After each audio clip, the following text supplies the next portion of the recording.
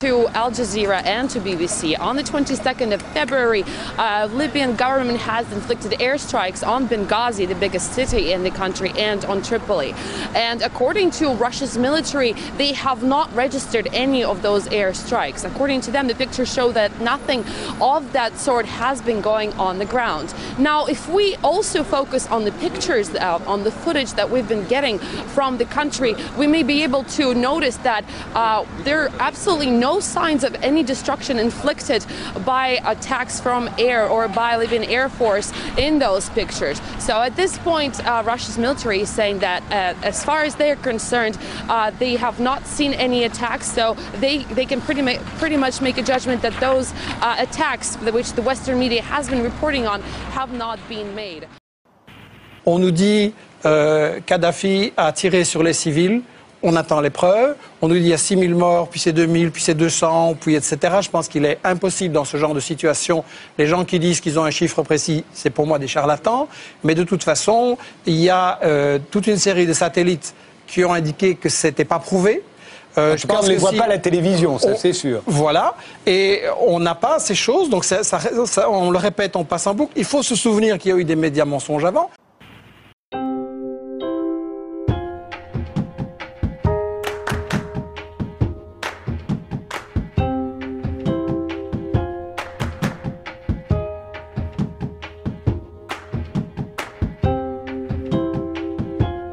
It's unfortunate that when we feel a storm, we can roll ourselves over, 'cause we're de América Latina,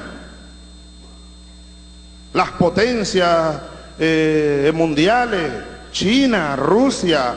Yo muy humildemente hago un llamado a que no nos dejemos llevar por los tambores de la guerra, porque Estados Unidos, estoy seguro que está exagerando y está distorsionando las cosas para justificar una invasión, y ya la están anunciando a Libia. Yo más bien optaría por buscar nosotros, y estoy seguro que, oye, muchos gobiernos estarán de acuerdo en buscar una fórmula política. En vez de mandar marines y aviones y buques de guerra y tanques contra el pueblo libio, ¿por qué no enviamos una comisión de buena voluntad que vaya a tratar de ayudar a que no se sigan matando en Libia? Son hermanos, son nuestros hermanos. Vraiment, le but qu'on avait, c'était d'empêcher des massacres de gens ou d'empêcher qu'on se batte. Chavez avait fait une proposition de médiation, soutenue par la Ligue arabe et par l'Union africaine, et on l'a refusée. Pourquoi? Et il se passe la même chose à chaque guerre, contre l'Irak, contre la Yougoslavie, contre l'Afghanistan. Il y avait chaque fois des propositions négociées, et c'est l'Europe et les États-Unis qui les refusent. Donc c'est qu'il y a des buts cachés. Et effectivement, on essaye de renverser Kadhafi et on voulait protéger Ben Ali et Moubarak parce qu'il s'agit de garder le contrôle sur le monde arabe, sur le pétrole et de garder la place d'Israël dont on ne parle absolument pas. Et pour revenir à la Libye, c'est un peu pareil. On a effectivement un pays qui a vocation à au moins éclater en deux, tripolitaine et cyrénaïque, avec comme par hasard ce qui échapperait à Kadhafi, qui est la partie frontière avec l'Égypte. Hein. Et là, moi, la question que je me pose, c'est parce que c'est un peu ça le jeu politique, c'est que personne ne sait réellement. Pas plus Thierry Messant que moi ou Bernard Lugan, il n'y a que Dieu qui sait, mais on essaie de réfléchir avec les données qu'on a, et c'est un travail de croisement, d'expertise, etc. Et je me dis, ce qui est marrant, c'est que celui qui a voulu le plus qu'on bombarde Kadhafi, alors qu'il avait gagné, il aurait gagné la guerre en 3 jours, hein, si on n'était pas intervenu, c'était Bernard-Henri Lévy. Et moi, je sais que Bernard-Henri Lévy, le seul intérêt qu'il défend systématiquement bec et ongle, c'est les intérêts israéliens. Il se bat jamais pour autre chose. Je pense même qu'il est payé pour ça et depuis très longtemps. Hein, pour ça, il lisait le bouquin de Jacob Cohen qui s'appelle Le printemps des Sayanim, on le vend sur notre site, qui identifie clairement Bernard-Henri Lévy et d'autres comme Kouchner comme des agents israéliens. Hein, voilà. Et donc, je me dis, pourquoi on veut à tout prix botter les fesses de Kadhafi et surtout amener une présence militaire impériale en Libye et particulièrement à la zone frontière de l'Égypte, c'est parce que d'après mes autres informations qui viennent là de gens qui reviennent d'Égypte, parce que c'est compliqué de savoir ce qui s'y passe, il y aurait en ce moment une entente qui s'opérerait en Égypte entre l'armée égyptienne et les frères musulmans, qui serait la clé réellement d'une prise du pouvoir authentiquement égyptien. Et là, ça pose un problème terrible à Israël, parce que si les frères musulmans et l'armée s'entendent pour gérer le pays, à mon avis, Gaza, le blocus de Gaza, c'est fini, et ça c'est un problème terriblement inquiétant pour Israël. Well, more speculation has been raised on the reasons for NATO's intervention in Libya. And as RT's Laura Emmett reports, the organisation may have been trying to prevent Gaddafi from burying the American buck.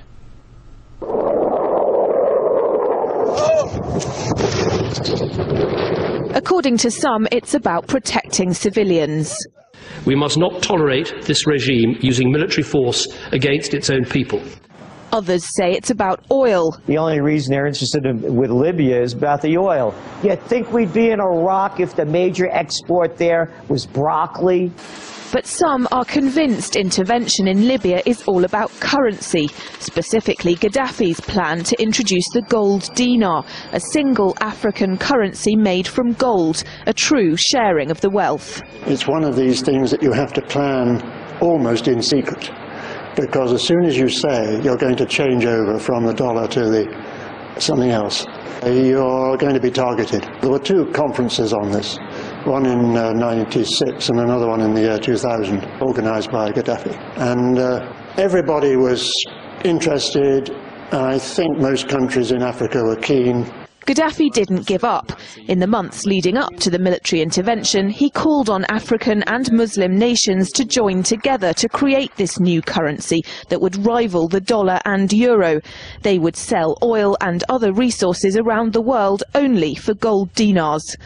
It's an idea that would shift the economic balance of the world. Countries' wealth would depend on how much gold they have, not how many dollars they trade. And Libya has 144 tons of gold. The UK has double that, but 10 times the population. If Gaddafi had an intent to try to reprice his oil or whatever else the country was selling in the global markets and accept something else as a currency, or maybe launch a gold dinar currency, any move such as that would certainly not be welcomed by the power elite today who are responsible for controlling the world's central banks. So yes, that would certainly be something that would cause his immediate dismissal and the need for other reasons to be brought forth for removing him from power. It's happened before. In 2000, Saddam Hussein announced Iraqi oil would be traded in euros, not dollars. Sanctions and an invasion followed. Some say because the Americans were desperate to prevent OPEC from transferring oil trading in all its member countries to the euro. The UK's gold is kept here in a secure vault somewhere in the depths of the Bank of England. As in most developed countries, there's not enough to go around. But that's not the case in places like Libya and many of the Gulf states. A gold dinar would have given oil-rich African and Middle Eastern countries the power to turn around to their energy-hungry customers and say, sorry, the price has gone up and we want gold. Some say the US and its NATO allies literally couldn't afford to let that happen. Laura Emmett, RT, London.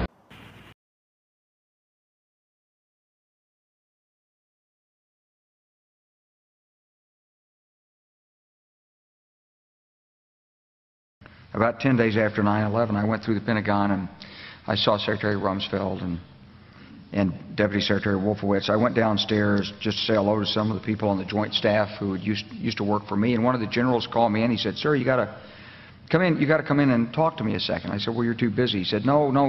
He says, "We've made the decision. We're going to war with Iraq." This was on or about the 20th of September.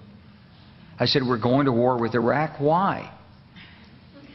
He said, "I don't know." He said, "I guess they don't know what else to do." So I said, "Well, did they find some information connecting Saddam to al-qaïda?" He said, No. He says, "There's nothing new that way. They've just made the decision to go to war with Iraq."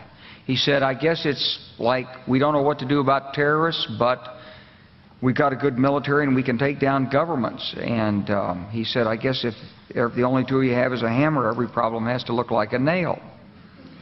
So I came back to see him a few weeks later, And by that time we were bombing in Afghanistan. I said, are we still going to war with Iraq? And he said, oh, it's worse than that. He said, he reached over on his desk, he picked up a piece of paper, and he said, I just got this down from upstairs, meaning the Secretary of Defense's office today, and he said, this is a memo that describes how we're going to take out 7 countries in 5 years, starting with Iraq and then Syria, Lebanon, Libya, Somalia, Sudan, and finishing off Iran. I said, is it classified? He said, yes, sir. So go through the countries again? Well, starting with Iraq, then Syria and Lebanon, then Libya, then Somalia and Sudan, and then back to Iran. Recibo la carta y la leo. Hermano combativo presidente. La original viene, aquí está la copia, en árabe. En árabe. Viva el pueblo árabe y los pueblos árabes, hermanos de esta tierra. ¡Que viva los pueblos árabes! Salam aleikum. Hermano combativo presidente Hugo Chávez, presidente de la República Bolivariana de Venezuela. El pueblo libio y yo personalmente rezamos por su salud y le pedimos a Dios que le conceda pronta recuperación para continuar la marcha en la conducción del pueblo venezolano y la conformación de la unión de los estados de América Latina y el Caribe, siguiendo los pasos del paradigmático Simón Bolívar. Querido hermano, ustedes conocen la magnitud y los detalles de la conspiración urdida contra mi país, tendente a someterlo, controlar sus riquezas, obstaculizar su desempeño internacional, sabotear la construcción de un espacio sur-sur que aglutina América Latina, el Caribe, África y Asia para lograr la estabilidad mundial, doblegar las posiciones revolucionarias del pueblo libio en apoyo a los pueblos, especialmente los de América Latina y el Caribe, e impedir la celebración de la tercera cumbre de los estados de América del Sur y África prevista para este año en la Yamairía. Eso se acordó en Margarita, celebrar la próxima cumbre en Trípoli. Su criterio ha sido diáfano y explícito en su valoración de la magnitud de esta conspiración. Valoro altamente sus nobles posiciones en respaldo al pueblo libio, así como las de los líderes y revolucionarios de América Latina y el Caribe. Esperamos contar con la continuidad de ese apoyo que ha reforzado nuestra fortaleza. Estimado hermano, seguimos con profunda preocupación el proceder de algunos estados integrantes del llamado Grupo de Enlace sobre Libia, ajeno al Consejo de Seguridad de la ONU, en el sentido de haber reconocido al llamado Consejo Nacional de Transición, considerándolo como representante legítimo del pueblo libio, desconociendo así la irrefutable verdad de que los libios no han designado, autorizado o elegido a dicho consejo. Más adelante dice, lo que esos estados han hecho individualmente y el contenido de la declaración emitido por su cuarta reunión, celebrada el 15 de julio de 2011 en Estambul, constituye un comportamiento extremadamente peligroso para la soberanía de Libia, su integridad territorial y su unidad nacional. Más adelante dice, ustedes están conscientes de que esas conductas no ayudarán en absoluto los ingentes esfuerzos que se han hecho para arribar a una solución pacífica política del caso libio, en primer lugar, la iniciativa africana. Por ello, ciframos muchas esperanzas de contar con su oposición a tales conductas que constituyen un antecedente peligroso en las relaciones internacionales. Y termina, sírvase usted, combativo hermano, de aceptar el testimonio de mi más alta consideración y respeto, Muammar al-Qaddafi, líder de la revolución. Gracias, Muammar, donde quiera que estés resistiendo una nueva agresión imperial. Que Dios te cuide, que te dé salud y vida, y al pueblo libio.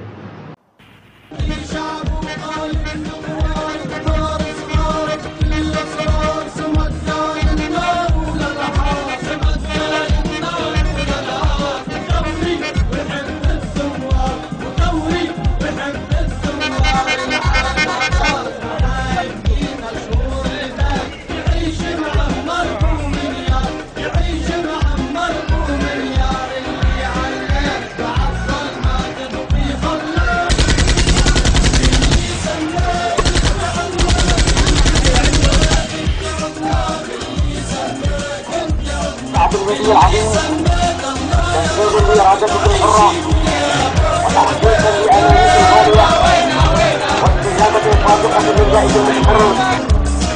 وطالبوا بالتغيير والتطهير.